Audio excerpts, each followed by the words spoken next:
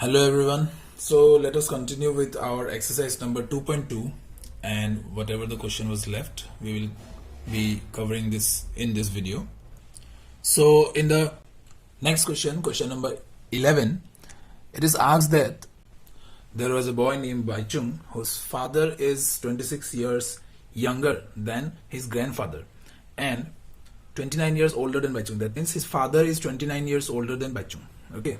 So obviously we have smallest one Baichung and then his father and then we have his grandfather, right? So father, the question is given in terms of father. Father is 26 years older than grandfather. Therefore, this gap is 26. Okay. Father is 26 years younger than his grandfather. So grandfather is 26 years older than his father. Okay. Now we will find this gap. According to question, it is given that father is 29 years older than Baichung. Therefore, father is 29 years older than Baichung. Understood? So, see here students, we have got our gappings. What is the age difference between these three? Now we can take anyone as x. Let's say I'm taking this as x. So this will be how much? X plus 29, of course. Okay. And this will be how much? X plus 29 plus 26. So it will be x plus 55. Understood? Again, we can take father as x, then grandfather will be x plus 29 and Baichung will be x minus 29. Okay. This will be actually 26. X plus 26 will be grandfather and x minus 29 will be Baichung. So similarly, we can take this as x. So accordingly, these two will get changed. So we can take any of these x, but you need to understand is their age gappings. That is most important. So applying this concept, we can do the question like this, and we are taking Baichung as x. Okay.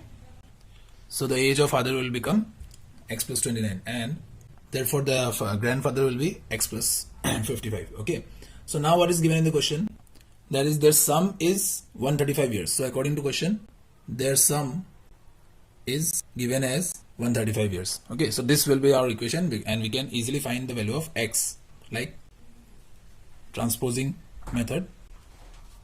So x, which was Baichung's age, will become 17 years. Okay. So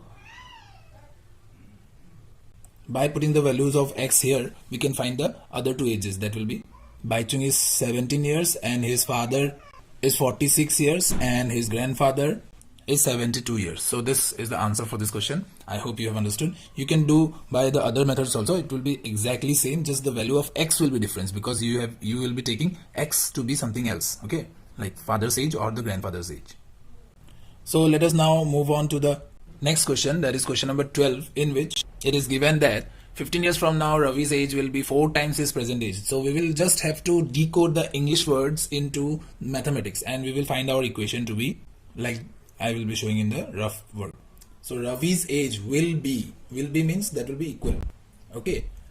4 times his present age. 4 times means his present age. Let his present age be x. Okay.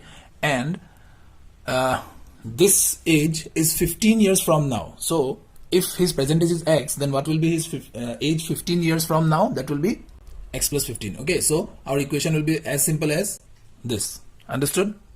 So the clearly answer will be 5 years. Okay, very easy question.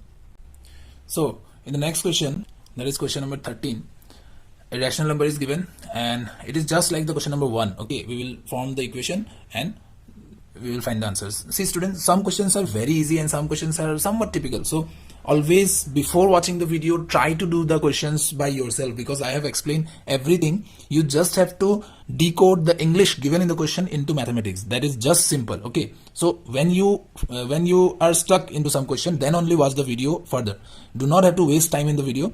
You need to understand that first of all, you have to do it yourself only. Then only this video will be helpful. And after you have done by yourself, then watch the video because maybe some portion you have understood it in wrong way, and your answer may be somehow coincidentally it is correct, but that doesn't mean that your method is correct. Okay, so after doing it correctly, also you need to recheck the video. Okay, so simply taking the number be x as per the question, this number is to be multiplied with 5 by 2 and then it should be added with 2 by 3 and we will get answer to be minus 7 by 12.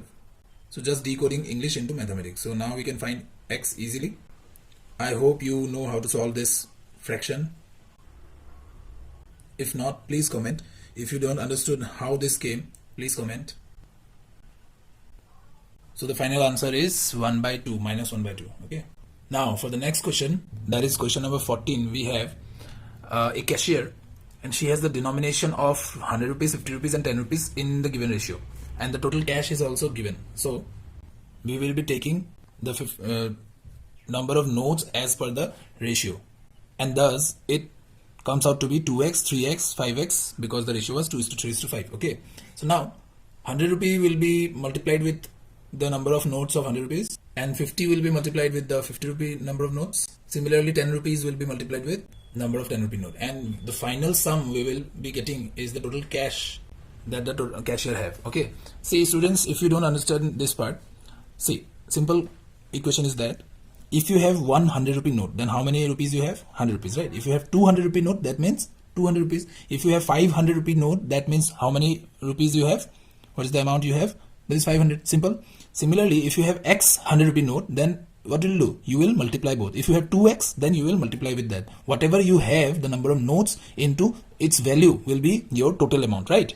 That is simple.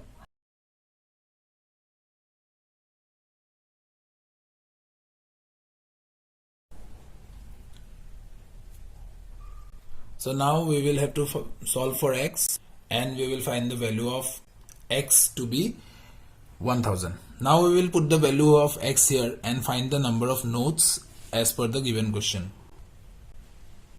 You have to write this part again here. Okay, this number of note will be this much, this much. I am not writing this, but you have to write this again. Now moving on to the next question. Question number 15, it is exactly same as question number 14. First of all, try this yourself and then play the video. I have taken the number of 5 rupees coin to be x because 2 rupee coin is 3 times the number of 5 rupee coin. It is given in terms of 5 rupee coin. Everything is given in terms of 5 rupee coin. Okay, so 2 rupee coin will become 3 times the 5 rupee coin, that is 3x.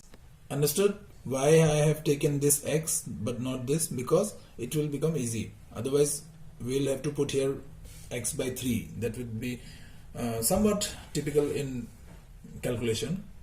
So now can anyone tell me what will be the number of 1 rupee coin? Because it is given that the total number of coins is 160. So as per that given information, we can find out what will be what we will have to take as the number of 1 rupee coin. So it will be 160 minus 4x because 160 is the total number of coins and 4x is the sum of these two.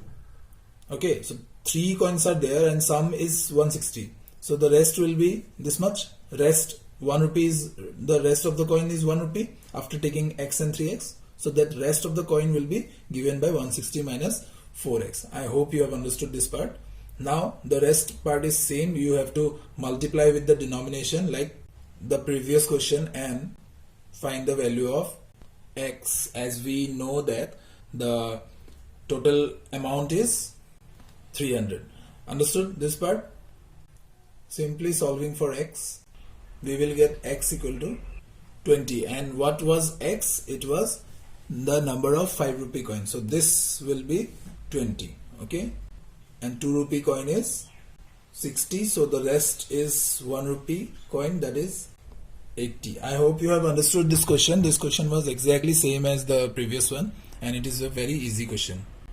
Now let us move on to the question number 16, in which it is given that winner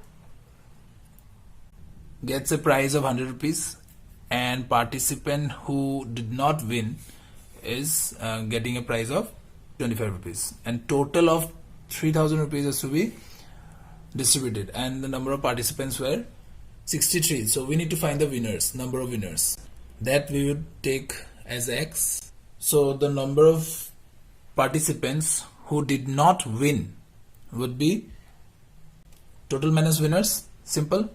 So now each winner will get 100 rupees, right? So winner will be multiplied with 100, and we know that the participant who did not win will get how much?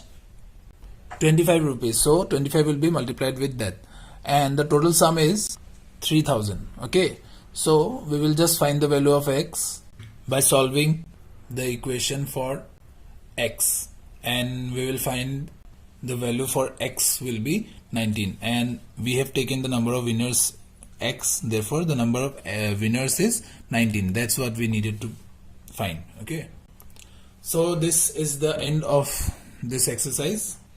I hope you have understood each and every question. Thank you. Stay home, stay safe.